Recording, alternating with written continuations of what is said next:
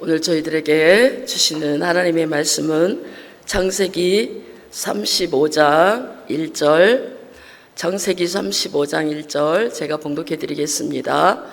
하나님이 야곱에게 이르시되 일어나 베델로 올라가서 거기 거하며 내가 내 형 에서의 낯을 피하여 도망하던 때에 내게 나타났던 하나님께 거기서 단을 쌓으라 하신지라.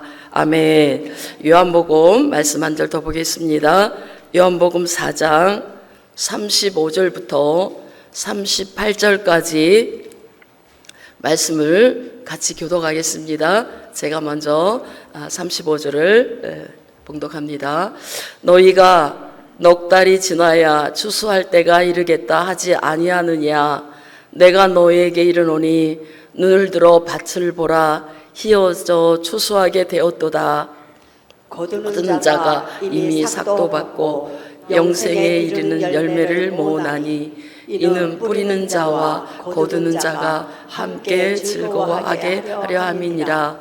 그런즉 한 사람이 심고 다른 한 사람이 거둔다는 말이 옳도다.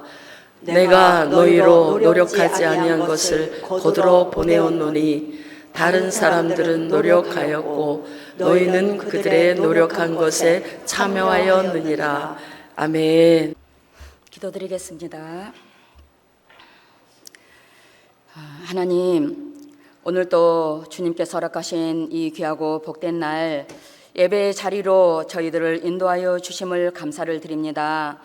이 시간도 이렇게 하나님을 찬양하며 하나님 앞에 기도하며 이렇게 또 함께 은혜를 나누며 이렇게 예배 드릴 수 있음으로 말미암아서 교회가 하나 되음을 또 배우게 하시고 교회로 건축되어지는 길로 인도받아 갈 수 있도록 인도하시고 역사하고 계신 우리 주님 앞에 감사와 영광을 올려드립니다. 하나님, 교회가 하나님께서 우리 주님께서 교회를 얼마나 사랑스럽게 여기시는지, 얼마나 교회를 사랑하시는지, 얼마나 교회를 얻기를 원하시는지, 교회를 향한 하나님의 갈망이 우리 마음속에 온전히 받은 바 되어지고 우리 마음속에 채워진 바 되어지기까지 우리의 신앙이 그렇게 성장하기를 사모하며 기도합니다. 이 한 시간도 부족하고 연약한 자를 주님께서 세우셨사오니 하나님의 성령께서 나눠야 될 것들을 감동하여 주시고 성령께서 인도하여 주셔서 성령 안에서 함께 나눌므로 말미암아서 또 이렇게 나누는 이 시간까지도 건축하는 시간이 되어질 수 있도록 역사하시고 인도하여 주시옵소서. 우리 주 예수 그리스도 이름으로 감사하며 기도드립니다. 아멘. 제가 오늘 아침에 내가 이 땅에서 사는 동안에 가장 어려운 자리가 어디일까라는 생각을 해봤습니다. 만약에 나에게 누군가가 청와대에 와서 복음을 증거하라 한다고 하면 정말 어렵다, 힘들다 그렇게 생각할까? 라고 생각을 해봤어요. 아니더라고요. 저는 지금 가장 어려운 자리에 서 있습니다. 그래서 왜 어려울까 하고 제가 생각을 해봤어요. 이곳에 누군가는 심판자의 마음으로, 누군가는 경찰관의 눈으로 저를 노려보지는 않을까라는 생각을 했어요. 왜 그런 생각을 할까? 염치체면이 살아있어서 그렇더라고요. 그래서 주님, 제가 아직도 염치체면이 많이 살아있습니다. 이 부분이 십자가에 죽기를 원합니다 하고 기도했습니다. 이 몇 날 동안 주님 앞에 무엇을 나눌까요? 기도하는 가운데 제 마음 가운데 교회 건축에 대해서 나누라는 그 부담감이 계속 저에게 있었습니다. 하나님께서 저에게도 은혜를 허락하여 주셔서 스리랑카에 복음을 증거하는 그 일행으로 보내주셨는데 그곳에서 주일날 교회 건축에 대한 말씀을 나누었어요. 그리고 그 주일이 지나면서 저희들이 대화하는 내용 가운데 하나가 무엇이었냐면 이제 두 교회를 다니면서 복음을 증거하고 있는데 마지막 한 교회인 우리 김승준 목사님과 송황성 목사님께서 두 번이나 가서 헌신하셨고 봉사하고 섬겼던 교회인 뉴 라이프 교회, 새생명교회인데요. 만줄라 목사님께서 사역하는 교회예요. 그 교회를 가야 되느냐 말아야 되느냐. 우리가 이제 한 주간이 끝나고 주일 예배를 임마누엘 교회에서 함께 예배를 드리고 다시 한 주간을 지내고 금요일 날 수료식을 다 끝내게 돼요. 그렇게 수료식을 끝나면 토일 지나고 월요일 날 우리가 이제 출국을 하게 되는데, 그러면 그 이틀 동안에 어떻게 할 것이냐, 이제 논의가 있었어요. 왜 그러한 논의가 있었냐면, 그 사만 목사님 교회에서도 다음 주일에도 복음을 증거해 달라 하는 요청이 있었고, 만줄라 목사님께서도 우리 교회에 와서 복음을 증거해 달라 하는 요청이 있었어요. 그러니 이곳에서 이 임마누엘 교회, 사만 목사님 교회에서 예배를 드릴 것인가, 아니면 만줄라 목사님 교회에 가서 예배를 드릴 것인가 라는 논의가 있었던 거죠. 그렇게 대화하는 가운데 그러면 우리가 성령께 묻고 기도하자, 우리가 하나님의 음성을 듣자 라는 이제 그렇게 대화를 하는 가운데 기도하게 되었습니다. 그런 가운데 저도 이제 기도했죠. 기도할 때에 이제 몇 날 후에 성령께서 제 마음에 그런 감동을 주셨습니다. 개인을 보지 말고 교회를 보라 하는 그런 감동을 주셨어요. 왜냐하면 우리가 그 사만 목사님과 그 교회, 만줄라 목사님과 그 교회가 있는데, 사만 목사님과 그 교회는 주일날 300명 이상이 되는 성도들이 모이는 곳이에요. 이 만줄라 목사님 교회는 어른들 2-3명, 아이들 몇 명 모이는 굉장히 작은 교회예요. 그러니 어느 곳에서 예배를 드릴 것인가, 양쪽에서 다 예배를 드려 달라고 하는데 어떻게 할 것인가, 2팀으로 나눠서 할 것인가, 이제 그런 이제 논의가 있었던 거죠. 그렇게 해서 교회를 보라라는 감동을 주셨고, 또 같은 감동을 받은 지체들이 있어서 또 같이 또 기도를 또 하게 되었습니다. 그리고 자연스럽게 토요일 날 함께 이동을 하게 되었고, 그곳에서 가서 주일 예배를 드리고 다시 또 사만 목사님 교회를 또 와서 함께 또 식사를 나누고 교제하는 시간을 갖고 출국을 하게 되었습니다. 그런데 그러한 과정을 통해서 저에게는 이 교회라는 이 부분이 제 마음에 다시 한번 다가왔습니다. 하나님께서는 교회를 보기를 원하시는구나, 교회를 얻기를 원하시는구나. 우리가 하나님의 집을 건축하는 것이, 새 예루살렘 성으로 되는 것이 우리의 신앙의 목적과 목표라는 것을 알고 있지만, 우리가 어떤 사건 가운데 들어갔을 때에 사실 또 그 부분을 잊어버리게 될 때가 많이 있더라고요. 그런데 그 만줄라 목사님 교회에 가서 그 목사님과 대화하는 가운데 그분이 이렇게 성도들도 없고 물질적으로 어렵고 이러한 가운데서 내가 사역을 계속 해야 되겠는가 말아야 되겠는가, 나는 안 되겠다, 나는 돈을 벌어야 되겠다, 이 새 아이들을 교육비도 있고 생활도 해야 되는데 이대로는 안 되겠다라는 마음을 가지고 이제 내가 한국어를 가르치는 일을 해야 되겠다 하고 인터넷을 찾으면서 그것을 신청하고 준비하려고 하고 있는데 우리 목사님 2분이 가시는 거예요. 그래서 일단은 중지하고 중단을 한 거죠.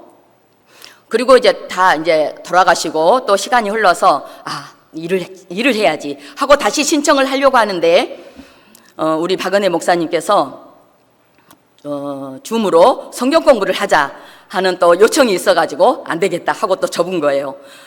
그러면서 또 그 전인가 그 후인가 그래도 또 일을 하려고 했는데 목사님 2분이 또 가신 거예요. 그렇게 해서 3번이나 하나님께서 막으신 것을 알게 되었다고. 그래서 지금은 아이들 교육비도 밀려있고 이렇게 돈이 필요한 곳이 많이 있는데 내가 이걸 접게 되었다고. 그러면서 이제는 정말 이곳에서 이 사역을 하기로 마음이 결단되었노라고 그런 고백을 하게 되더라고요. 하는 것을 듣게 되었고, 그가 정말 어려운 그런 상황이고 환경임에도 불구하고 내려놓고 그리고 난 다음에 이렇게 함께 통역으로 계속 저희들과 함께 또 통역하면서 대화하면서 교제하면서 더 마음이 굳게 되고 더 이렇게 하나님의 일에 동역하자고 하는 마음으로 결단되는 그런 시간들이 되었습니다. 그러면서 그 만줄라 목사님의 고백, 그 간증을 들으면서 하나님께서는 정말 이 한 사람도 교회로 받으시기를 원하셨구나. 이 한 사람도 교회로 하나님께서는 받기를 원하시는구나 라는 마음을 갖게 되면서 감사가 되었습니다. 사만 목사님이 계시는 큰 교회, 그 교회를 통해서 단체적인 그 교회 40명의 사역자들이 줌으로 공부를 하고 있어요. 그런 단체적인 교회를 얻는 것도 소중하지만 또 얻으시지만 만줄라 목사님 계시는 그 만줄라 목사님 한 분, 그 개인적인 그 한 분의 교회를 얻는 것도 너무 소중하고 너무 귀하다는 것을 마음으로 받게 되었습니다.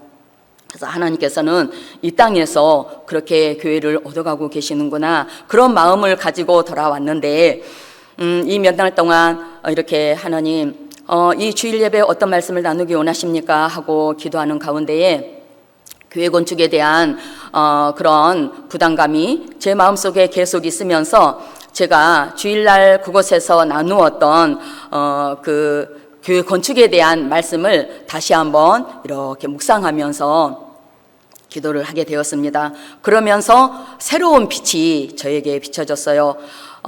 무엇이었냐면 하나님께서는 시대마다 양심시대, 족장시대, 율법시대, 시대마다 하나님의 집을 건축하도록 어떤 사람들을 부르시고 택하셔서 일하게 하시는데 그곳에는 반드시 그리스도가 증거되고 있었다는 사실을 다시 한번 보게 되면서 굉장히 제 마음 깊이 또 은혜가 임하게 되고 다시 한번 이 복음 증거에 대한 결단의 마음이 얼마나 귀하고 소중한 일인가를 다시 한번 마음으로 받게 되는 시간이었습니다.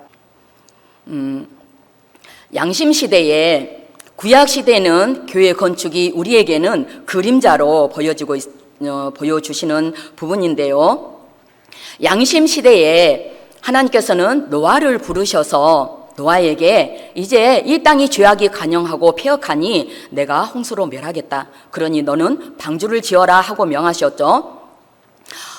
왜 노아에게 명하셨느냐? 노아가 의로운 삶을 살았고 하나님과 동행하는 삶을 살았기 때문에 하나님 앞에 언제든지 순종할 수 있는 사람이었던 거예요. 그래서 노아를 부르셔서 방주를 지으라고 하셨는데 그 방주를 짓는 것이 오늘날 교회 건축이죠. 그런데 노아가 방주를 건축하면서 노아는 방주를 지을 뿐만 아니라 하나님의 의를 전파를 했습니다. 그 당시에는 우리가 같이 이 홍수를 대비하자, 이 홍수에서 우리가 구원을 받자, 함께 집을 짓자 하고 말씀했겠죠. 그런데 오늘날 우리에게는 그 의의 본질, 그 의의 본체는 그리스도이잖아요. 그러면 노아는 하나님의 방주를 건축을 하면서 그리스도를 전파를 했다는 거예요. 그 부분이 저에게 보여졌고요. 족장시대에 야곱에게 하나님께서 말씀하시죠. 너는 베델로 올라가라. 베델은 하나님의 집입니다. 너는 이제 혼이 거듭난 너는 하나님의 집을 건축하는 삶을 살아라. 너는 이제 하나님의 집을 짓는 일을 살아라 하고 말씀하신 거죠. 하나님의 집을 건축하라고 그 말씀을 받았을 때에 혼이 거듭난 야곱은 하나님의 뜻을 그 마음으로 알 수가 있었어요. 하나님의 집을 건축하려고 하면 우상을 버려야 되는구나. 자신을 정결케 해야 되는구나. 의복을 갈아입어야 되는구나. 그러니 얘들아, 너희들 함께 우상을 버리고 자신을 정결케 하고 의복을 갈아입고 우리 함께 베델로 올라가자. 우리가 함께 하나님의 집을 건축하는 삶을 살자라고 자녀들에게 선포를 합니다. 하나님의 뜻을 증거했어요. 그런데 그것만이 아니었습니다. 그는 창세기 49장에서 그 12자녀를 축복할 때에 자녀들 한 사람 한 사람에게 하나님의 뜻을 증거했습니다. 하나님의 말씀을 선포했습니다. 그리고 유다를 통해서 메시아 그리스도가 올 것을 증거하고 있습니다. 야곱을 통해서도 하나님께서는 메시아 그리스도가 올 것을 증거하고 있었습니다. 그 자녀들에게 그리스도를 증거하고 있었습니다. 그 자녀들에게 증거했다는 것은 12지파에게 증거했다는 의미이기도 한 거죠. 12아들은 12지파를 의미하기 때문에. 그리고 그뿐만이 아니죠. 야곱은 바로에게 축복하죠. 바로에게 축복했다는 의미가 무엇일까? 대제국의 그 애굽의 왕 바로보다도 하나님의 생명을 받은 야곱은 더 높은 위치에 있었습니다. 그래서 그 대제국의 왕의 머리 위에 손을 얹고 감히 축복할 수 있는 그 축복권을 가지고 있었죠. 그 왕을 축복한 그 축복은 어떤 면에서는 제 마음에 그런 마음이 들었어요.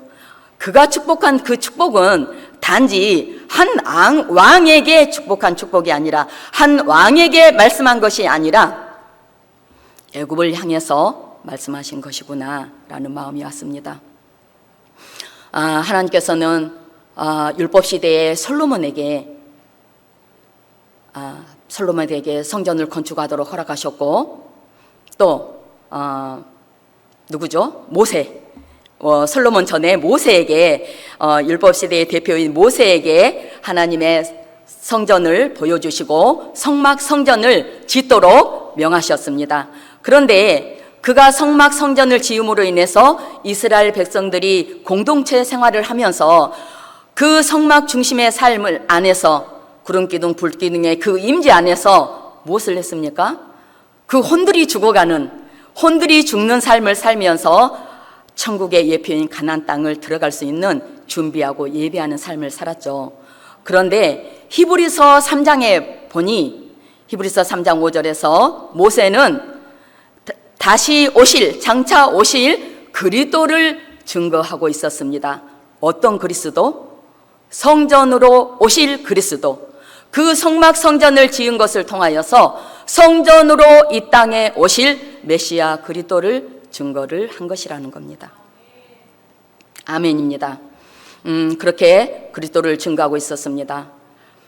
주님은 이 땅에 오셔서 12제자를 얻으셨습니다. 돌들을 얻으셨죠. 하나님의 집으로 건축될 돌들을 얻으셨습니다. 그들을 양육하시고 그들에게 생명의 호흡을 주시고, 그들로 하여금 그들이 결과적으로 했던 일들은 그리스도를 증거하는 일이었습니다. 언제까지? 순교하기까지 그리스도를 증거했습니다. 우리에게는 그렇게 그리스도를 증거한 그 12제자들, 그 제자들이 갔던 그 길을 오늘 우리가 따라가고 있는데, 이 시대마다 하나님께서 성전을, 하나님의 집을 건축하도록 명하시고, 그 성전이 건축되는 이 과정 속에서 끊임없이 그리스도를 전파하고 선포하는 이 일들을 감당하셨는데, 그렇다고 한다면 오늘 우리가 노아이고, 오늘 우리가 야곱이고, 오늘 우리가 모세이고 제자들이구나, 우리가 실제로 그리고 또 이 길을 가고 있구나 라는 마음에 감사가 되어졌습니다. 오늘 우리 생명수 교회에게 하나님께서 우리에게 몇 년 동안 교회로 건축되자라는 표를 걸어두고, 그렇게 우리가 교회로 건축되기 위해서 오랫동안 기도를 했고 지금도 그렇게 기도하고 있습니다. 그런데 저에게 제가 이렇게 교회 건축에 대한 이 부분이 마음에 오면서 몇 년 전에 하나님께서 저에게 말씀하신 것이 있었어요.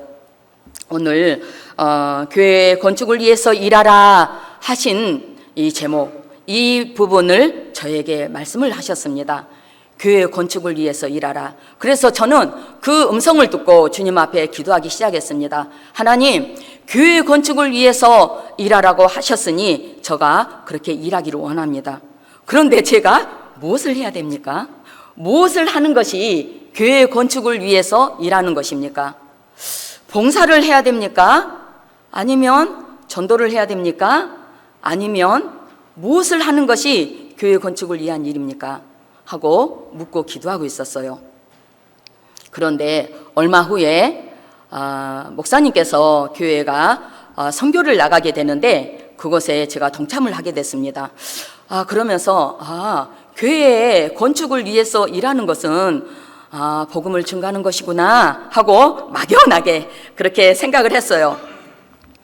그래서 복음을 증거하는 것도 교회 건축을 위한 일이고 하나님의 일을 감당하는 것이지 하고 그렇게 생각을 했는데 이 며칠 동안 교회 건축을 위해서 일하라 하는 부분이 제 마음에 계속 이렇게 마음을 두드리면서 그 음성이 다시금 제 마음을 두드리고 이렇게 들려지면서 하나님, 이 교회 건축을 위해서 일해야 되는데 아버지, 우리가 지금 교회가 이렇게 복음을 증거하고 있습니다. 저희들이 이렇게 복음을 증거하고 있는데 그러면 왜 지금 이때에 이 감동을, 이 음성을 다시 한번 저에게 듣게 하시고 저에게 다시 한번 또 이렇게 제 마음을 두드리시고 이것을 말씀하고 계십니까? 라고 다시금 물으면서 야곱에 대해서 다시금 묵상이 되어졌습니다. 야곱이 정말 많은 과정을 거쳐서 35장에 이르렀고 그 35장에 이르렀을 때에 베델로 올라가라 하고 그 음성을 들었는데 그 야곱의 삶을 보니 혼이 거듭난 32장에서 혼이 거듭난 이후에 하나님께서 이제 하나님의 집을 건축하라고 말씀하셨구나. 그 말씀을 이렇게 묵상하면서 빛이 반짝 왔어요. 교회 건축을 위해서 일하라 하고 말씀하셨던 이 말씀은 너가 베델로 올라가라 하신 말씀이었구나. 하나님의 집을 건축하라 하신 말씀이었구나.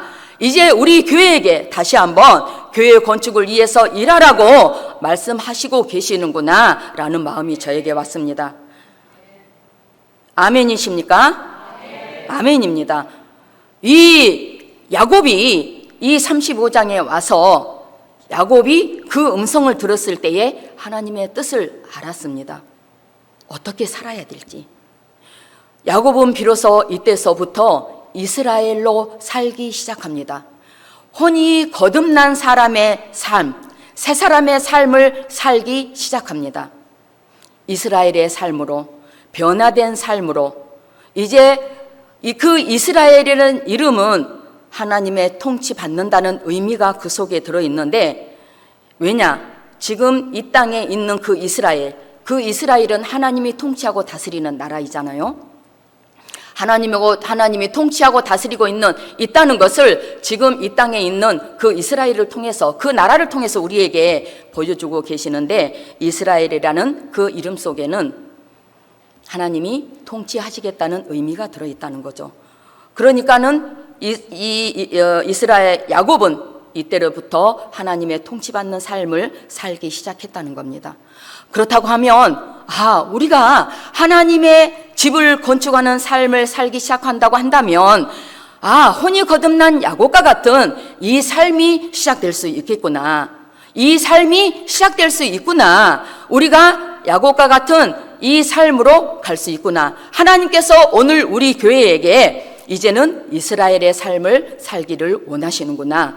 이제는 하나님의 집을 건축하는 삶을 살면서 우상을 버리고 자신을 정결케 하고 의복을 갈아입는 삶을 살면서 그리스도를 전파하기를 원하시는구나 라는 마음이 더 확고하게 제 마음에 오게 되었습니다.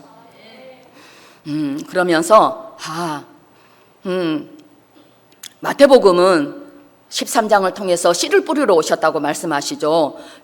인자가 씨를 뿌리러 오셨는데, 씨를 뿌리러 오셔서 예복을 준비한 자들을 수확하시고 기름이 준비된 자들을 수확하셔서 하나님의 그 천국으로 인도해 드립니다.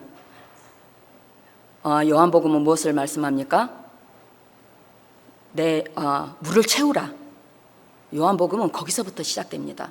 물을 채우라. 이 성전을 헐라. 왜요? 하나님의 생명으로 채우라는 거죠. 그것은 무엇입니까? 내가 내 안에 들어가겠다.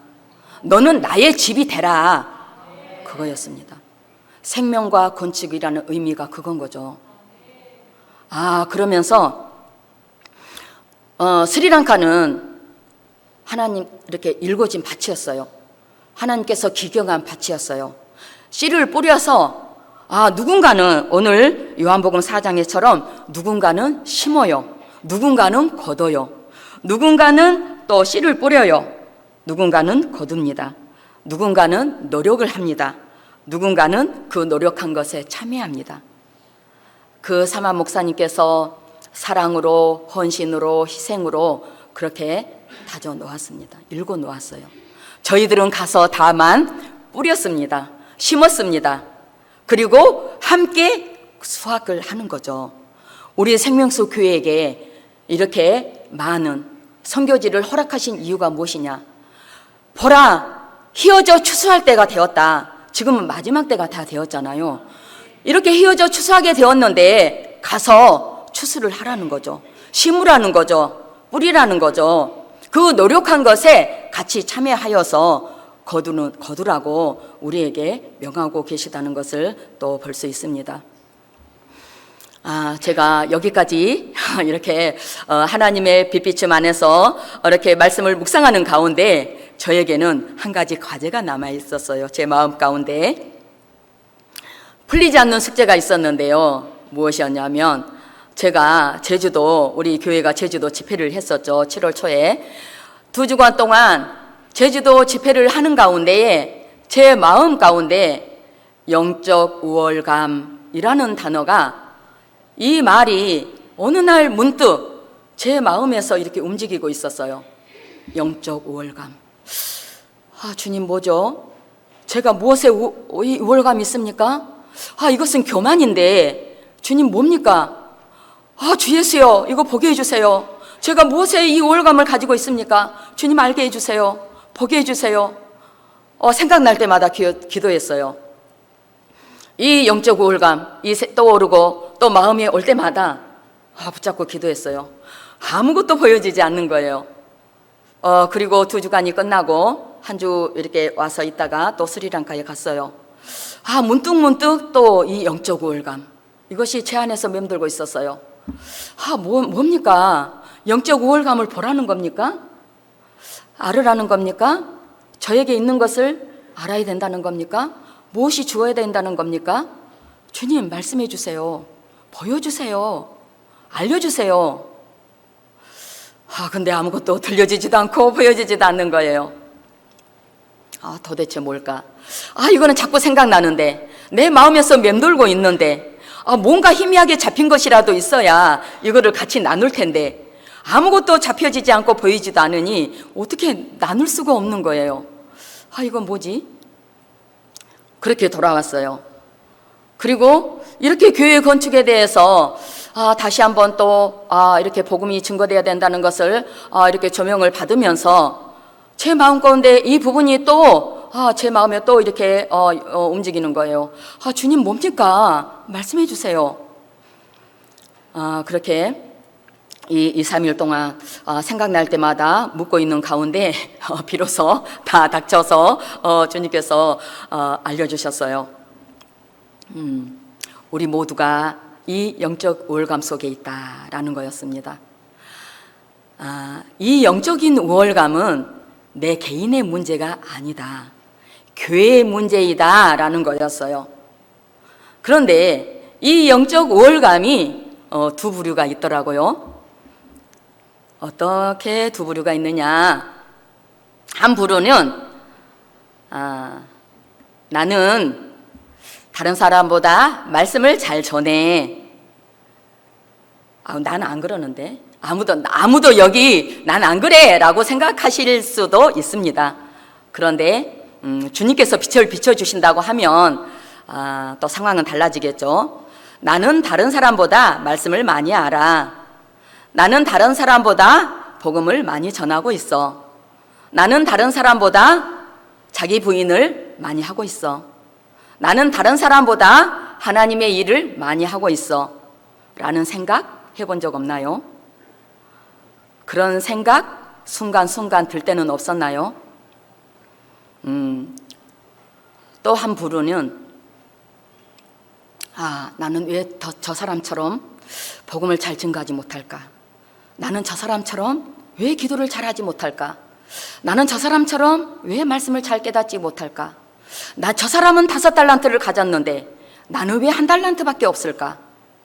끊임없는 비교 속에서 더 낫기를 원하고 더 높아지기를 원하고 좀 더 나아지기를 원하는 이런 것들 가운데서 이 또한 우월감이라는 거죠. 그래서 이것 때문에 낙심하고 자괴감을 갖게 되고 이 자격지심 때문에 괴로워하고 아파하고 두려워하고 근심하고 이렇게 이런 부분들이 우리 속에 많이 있다는 것을 주님께서 이렇게 비춰주시면서 우리가 그런 것들 때문에 어떻게 우리에게 나타나는 게 무엇이냐? 우리 속에서 우리 마음속에서 저울질을 하고 있다는 겁니다. 저울질을 하고 있고 우리 마음속에서 우리 생각 속에서 판단하는 생각을 하게 되고 비방하는 말을 하게 되고 여러 방향으로 그런 것들이 표출되고 있다는 겁니다. 눈빛으로, 표정으로, 어떤 행동으로. 그래서 저도 제 자신을 생각해 봤습니다. 내 속에도 그런 것들이 여러 방면으로 있더라고요. 제가 처음 새벽 예배 설 때에 목사님께서 어느 날 새벽 예배 간증하는데 숫자가 제일 적은 사람은 문제가 있는 사람이야. 갑자기 예배 시간에 그 말씀을 이렇게 하고 지나갔어요. 근데 그 사람이 저였어요. 나 무슨 문제가 있지? 내가 너무 은혜가 없구나. 내가 생명이 없어서 그렇지. 내 간증이 은혜롭지 못해서 그렇지. 너무나 낙심이 되었습니다. 괴로웠습니다. 그리고 그때부터 저는 숫자를 보기 시작했습니다. 또 내가 제일 적은가? 그리고 제가 일부러 막 누르기도 했어요. 그러면서 이게 무슨 무슨 꼴인가? 내가 그것도 제가 굉장히 소심하잖아요. 올릴 거면 많이 올려버리지 겨우 한두 개 올려놓고 또 보는 거예요. 정말 이 소심한 마음을 가지고 이 비참하게 이 무슨 짓을 하고 있는가.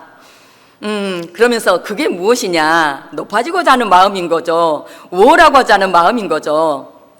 그러면서 종종 그것을 보면서 주 예수여 십자가 지기 원합니다. 그러면서 제가 어떤 생각을 했냐면 하나님 차라리 적을 바에는 하나도 안 올라오게 해주세요. 차라리 제 거는 그냥 빵이 되게 해주세요. 차라리 그게 낫겠습니다. 제가 하나님 앞에 그렇게 기도했어요. 실제로 그것도 교만이죠. 그런 것들 그리고 실제로 삶 가운데서도 저도 그런 생각을 많이 했었습니다. 나는 저 사람처럼 말씀을 많이 알지 못할까? 왜 저 사람처럼 나는 기억력이 없을까? 나는 그렇게 왜 기억되지 못할까? 왜 이렇게 먹는 말씀이 부족한가? 왜 이렇게 말씀을 잘 전하지 못하는가? 끊임없이 낙심하고 절망하고 낭망하고 왜 그러느냐? 우월하고 싶어서죠. 이 우월감 때문에 그렇습니다.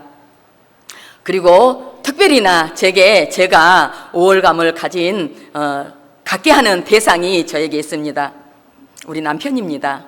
저의 남편. 저는 남편 앞에서는 언제나 어느 때나 어쩌면 그렇게 우월한지 어찌나 그렇게 우월한지 그래서 끊임없이 오랫동안 가르치려고 그렇게 했고 그렇게 지적을 하고 그렇게 말을 하면서 그래서 그렇게 십자가 죽기를 기도하고 근데 여전히도 펄펄 살아서 여전히도 그렇게 우월감 속에 남아있는 부분이 아직도 많아서 혼적으로 육신적으로 말을 하면서 사망을 줄 때가 많이 있습니다. 그런데 하나님께서는 이것을 통해서 교회를 봐라 하고 말씀하셨어요. 그 우월감 때문에 낙심하고 있는 우리 지체들, 괴로워하고 있는 우리 지체들, 그가 교회다. 그가 교회다. 그가 하나님의 집으로 건축될 교회다. 내 눈으로는 부족해 보이느냐? 내 눈으로는 연약해 보이느냐? 내 눈으로는 신앙이 어리게 보이느냐? 내 눈에는 하나님의 집으로 건축될 돌이다. 내 집으로 건축될 교회다. 너가 우월하다고 생각하느냐? 너 그거 죽어야 되지 않느냐? 죽어야 그 건축된다. 네가 조금 뭔가 낫느냐? 너가 하나님의 일을 조금 더 많이 한다고 낫다고 생각하느냐? 너 그거 죽지 않으면 교회가 될 수가 없다. 너가 오늘 십자가에 죽어서 너가 그렇게 간증의 삶을 산다고 해서 너가 우월하느냐? 너 그거 죽지 않으면 너 교회가 될 수가 없다. 교회를 봐라 하고 다시금 주님께서 말씀하셨습니다. 하나님은 교회를 그렇게 귀하게 여기시고 그렇게 소중히 여기시고 교회를 얻기 위해서 우리 한 사람 한 사람이 교회가 되기를 위해서 한 사람 한 사람을 그렇게 고난을 주시고 사건을 주시고 지옥 같은 그런 체험과 경험을 하게 하시고 이렇게 다루고 계시는데 우리는 내 눈으로 내 잣대로 그렇게 판단하고 비방하고 그렇게 낮게 여기면서 그렇게 보고 있는 우리 눈이 이제는 야곱이 거듭난 야곱이 되어서 이스라엘이 되어서 이스라엘 눈으로 이스라엘의 생각으로 이스라엘의 마음으로 받아야 된다. 그래서 하나님의 집으로 건축되는 이 삶을 살아야 된다고 다시금 말씀하고 계십니다. 그러면서 교회가 이렇게 많은 선교를 하고 선교지로 나가고 있습니다. 저는 목사님께 한 두어 번 그렇게 말씀을 드렸어요. 목사님, 선교 가실 때에 윤항진 목사님은 남겨놓고 가시면 좋겠습니다. 윤항진 목사님 남겨두셔서 주일날 설교하게 하셔야 되지 않겠습니까? 라고 한 두어 번 말씀을 드렸어요. 아무 대답을 안 하셨습니다. 제 마음에는 그렇게 하면 좋겠다라는 선악과의 선한 생각이 있었습니다. 그리고 저는 또 그런 말도 했습니다. 아니, 우리 목사님은 왜 이렇게 맨날 선교를 나가셔? 이렇게 생각도 했고, 또 어떤 사람들의 말도 들었습니다. 우리 목사님은 왜 우리 교회도 중요한데, 우리 교회는 이렇게 놔두고 맨날 이렇게 선교만 나가시나? 라는 말씀을 하시는 분도 계셨습니다. 그런데, 하나님께서는 지금 우리 교회가 그 일을 해야 될 때라는 겁니다. 왜냐하면 어느 곳에 어떤 사람들을 통해서 어느 것을 통해서 하나님의 집으로 건축될 사람들을 얻으실지 아무도 모르잖아요. 그래서 주의 종이 가서 증거하고 그 사람들이 있는지 어떤 사람들이 교회가 될 사람인지 찾으시고 얻으시고 그곳에 교회가 또 파송되게 하시고 그곳에 또 줌을 설치하게 하시고 그렇게 교회로 하여금 복음을 증거하도록 길을 여시는 이 일을 감당하고 계시다는 것을 보게 됩니다. 하나님께서 언제까지 이 일을 허락하실지 우리는 알지 못합니다. 이 일을 위해서 많은 물질이 허비되고 있고 많은 시간들이 허비되고 있고 많은 몸으로 또 마음으로 또 성도들의 끊임없는 기도로 이렇게 많은 것들로 허비되면서 이렇게 복음을 증거하고 있는데 우리는 다시 한번 이 시대마다 교회가 건축되는 곳에는 반드시 그리스도가 전파되고 있고 그리스도가 전파된다는 것은 이제 하나님의 집으로 건축될 사람들을 얻으시는 일이라는 가장 막대하고 중대한 일이라는 것을 우리가 다시 한번 받으면서 요한복음을 통해서 예수님께서 니고데모를 얻으시고 사마리아 여인을 얻으시고 중풍병자를 얻으시고 나사로를 얻으시는 이러한 것들이 하나님의 집으로 건축될 사람들을 얻으셨다는 것, 그 돌들을 얻으셨다는 것. 그래서 오늘 우리 교회에게도 이 돌들을 얻기 위해서 복음을 증거하도록 허락하셨고 또 이렇게 그리스도가 전파되도록 이 사명을 이 소명을 허락하여 주셔서 이렇게 증거되고 전파되고 있다는 것을 우리가 마음으로 받으시고 중심으로 이제는 이 부분을 위해서 중심으로 기도할 수 있기를 원합니다. 이제까지는 의무적으로 또 건성으로 어떤 또 판단하는 마음을 가지고 어떤 선악과의 생각을 가지고 그런 마음을 품고 있는 그런 가운데 기도했다고 한다면 그러한 생각들을 내려놓고 부인하고 포기하고 죽고 이제 교회 건축을 위해서 우리 모두가 배들로 올라가서 하나님의 집을 건축하는 삶을 살 수 있기를 바라고 소망합니다. 제가 여기 주보를 보면서 설교 김사름 목사, 기도 다 같이 하고 써 있더라고요. 제가 이걸 보면서 기도 설교자도 아니고 다 같이 이렇게 써 있어요. 이 시간에 잠깐 함께 기도하겠습니다. 다 같이. 제가 주일날 그 마지막 이제 수료식이 다 끝나고 그 만줄라 목사님 교회를 갔죠. 가서 주일날 함께 예배를 드리게 되었습니다. 이 예배가 끝나고 선교 보고가 있습니다. 그래서 최대한 빨리 끝내려고 하는데 주일날 예배를 드리는데요. 만줄라 목사님께서 예배 인도를 하시는데 찬송을 이렇게 몇 곡을 했어요. 우리는 알아들을 수가 없죠.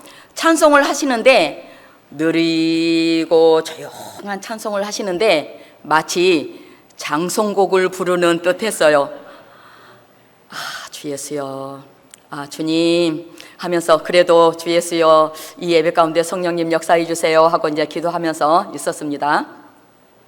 그렇게 이제 찬송을 이렇게 하시고 그렇게 이제 하시더니 우리 함께 기도하겠습니다. 그렇게 이제 그러면서 우리 회개 기도를 하겠습니다 하고 말씀하셨어요. 그런데 그 말씀이 여러분 우리 회개합시다. 회개하기 위해서 기도합시다. 이런 것도 아니고 회개하라 천국이 가까웠느니라 이런 것도 아니고 우리 이 시간에 함께 회개하는 기도를 하겠습니다 하고 조용히 그렇게 말씀하시더라고요. 그래서 기도했습니다. 하나님, 회개하라고 하는데 무엇을 회개해야 됩니까?